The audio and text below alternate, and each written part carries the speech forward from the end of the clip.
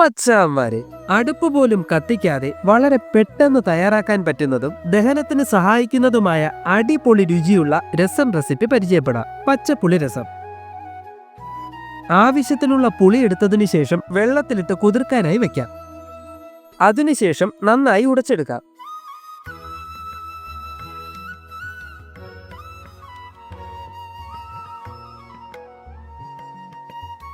ഈ പുളി വെള്ളത്തിലേക്ക് ആവശ്യത്തിന് വെള്ളം ഒഴിച്ചു കൊടുക്കാം.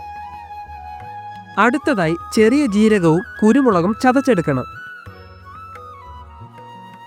ഇതിലേക്ക് ചെറിയ ഉള്ളി, വെളുത്തുള്ളി, പച്ചമുളക്, മല്ലിയില, കറിവേപ്പില, ഉപ്പും ഒരു നുള്ളു പഞ്ചസാരയും ചേർത്ത് നന്നായി ചതച്ചെടുക്കാം.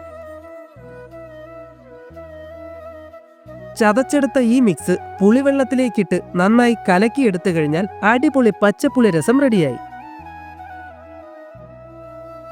രുചിയുടെ കാര്യത്തിൽ മാത്രമല്ല, ദഹനത്തിനും പച്ചപ്പുളി രസം അടിപൊളിയാണ്. അപ്പോൾ തീർച്ചയായും ട്രൈ ചെയ്തു നോക്കുക. വീഡിയോ ഇഷ്ടപ്പെട്ടാൽ സപ്പോർട്ട് ചെയ്യുക. Bye bye.